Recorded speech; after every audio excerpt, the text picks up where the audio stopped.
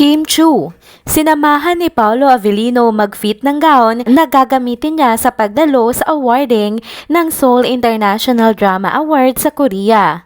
ABS-CBN Ball, napapabalitaang matutuloy na ngayong taon. Paolo Avellino, patuloy ang pangunguna sa Asian Male Idol 2024. Tara, pag-usapan natin ito.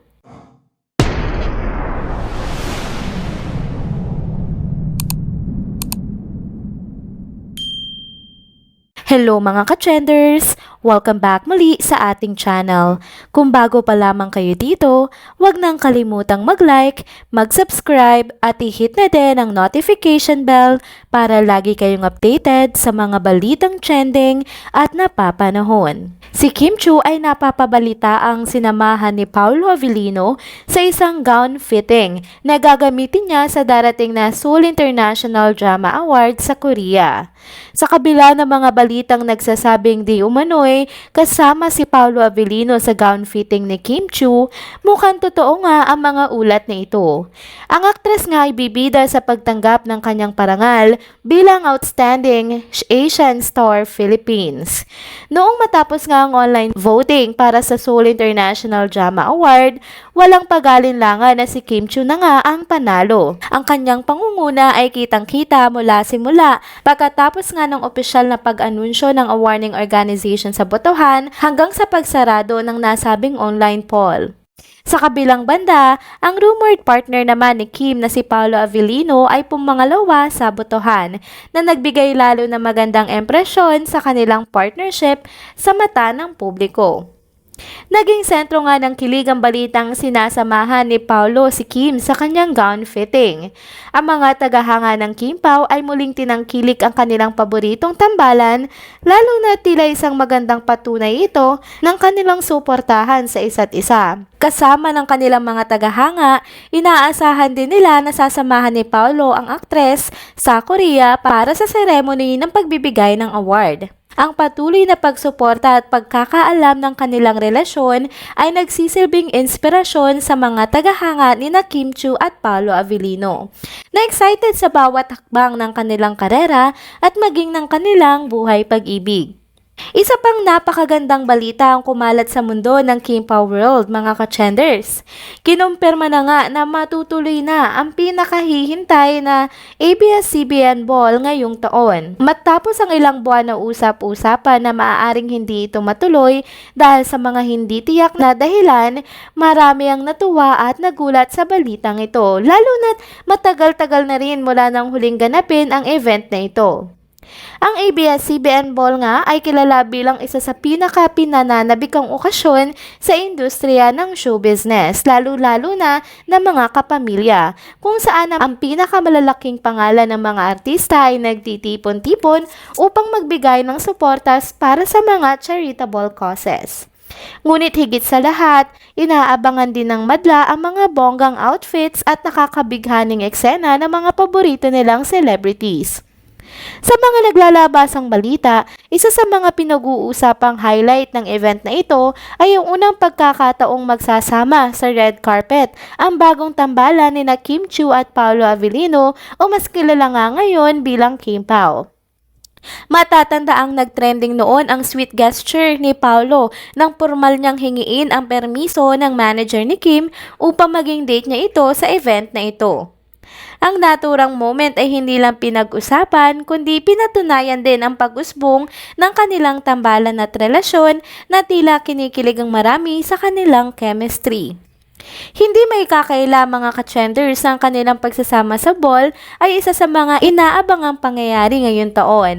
Siguradong sa araw ng event, ang mga social media platforms ay mapupuno na naman ng updates, photos at videos ng Kim Pao mula sa kanilang mga preparasyon hanggang sa mismong pagdalo na nila sa red carpet. Malamang ay muling pakikiligin at pahahangain tayo ng tambalang ito dahil palagi nga silang nagdadala ng kakaibang wow factor tuwing sila nga ay makikitang magkasama sa publiko. Asahan na rin nating patuloy na magkakaroon ng diskusyon at haka-haka patungkol sa magiging kasuotan nila, sa kanilang mga posibleng interaction sa event at sa kanilang pakikisama sa iba pang mga bigating artista. Tiyak na ito magiging usap-usapan hindi lamang sa mga news outlets, kundi pati na rin sa bawat sulok ng internet. Narito naman ang huling update natin para sa video na ito. Patuloy ang pangunguna ni Paolo Avellino sa Asian Male Idol 2024 online poll. Sa pinakahuling tala ng boto as of 7:15 PM ngayong araw, August 20, 2024, si Paolo Avellino ay nakapagtala ng kabuuang 116,309 votes. Kasunod naman niya sa ikalawang pwesto si Ken Suson ng SB19 na may 35,103 votes. Sa ikatlong pwesto naman ay si Stel na isa ring miyembro ng SB19 na nakakuha naman ng 17,200 votes. Maraming mga tagahanga ang kasalukuyang nagdiriwang sa malaki at walang kalaban-laban na pangunguna ng aktor sa botohan. Gayunpaman, hindi rin mawawala ang kanilang paalala na huwag magpakampante hanggat hindi pa nga natatapos at nagsasarado ang botohan. Ang kanilang suporta at pagsisikap ay patuloy na nagpapalakas sa aktor sa kanyang laban para sa titulong Asian Male Idol 2024. Patuloy natin siyang suportahan sa pagboto at abangan natin ang mga susunod na kaganapan. Bago naman matapos ang video update na ito, tara at magbasa tayong muli ng mga komento na naiwanan ninyo sa mga recent content na nai-upload natin sa channel na ito. Komento naman ni @Estelita Lalu 9263, dami niyong alam kung naging masaya sila Kamchu, okay lang, dami niyong hinahanap. Komento naman ni @user-y04ZW9LR7N, may event din kasi si Paolo nagkasabay pa. Di naman sa lahat ng oras magkasama, busy din sila pareho, lahat na lang pinapansin. Sabi naman ni @Victoria Salvador 1749, paano mag-show kung hindi naman invited? Exclusive for Chu family yung celebration.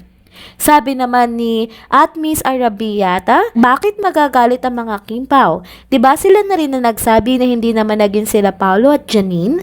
So bakit sila nagre-react sa sagot ni Janine sa interview? Hindi binanggit ni Janine ang pangalan ng kahit sinong lalaki, bakit kayo nagre-react? Komento naman ni @user-JL6IU8CCR3P, Kimpaw fans including Ming, be like Kimpaw na lang na puro positive. Tulad ng sabi ni Pao, ignore and don't engage. At si Kim, super bait niyan, ayaw niya ng negative. Kaya kalma na lang po, wag nang patulan ng mga nega o bashers ng Kimpaw. Total po alam na ng mga solid fans ang score nila. Basta kapit-bisig po lahat sa suporta at patunayan sa mga bashers na hindi nila kayang buwagin ang Kimpaw. Ayun lang po at salamat. Sabi naman ni @Marley9904, no show si Pao because he was busy with his work. What's wrong with you people? Sabi naman ni @user-ro7pp9pf4n, Paulo said, brush it off, ignore, don't engage. We'll be quiet at this time. No more other comment except Kim Pao is real. And there you have it mga ka-trenders. Dito na po muna nagtatapos ang ating isa na namang trending video update. Salamat sa inyong pagsubaybay at pagsama sa akin hanggang sa dulo ng video na ito. Pero bago kayo umalis, huwag niyo pong kalimutang mag-like, mag-subscribe at i-hit na din ang notification bell para lagi kayong updated sa mga balitang trending at napapanahon. See you on my next one. Paalam!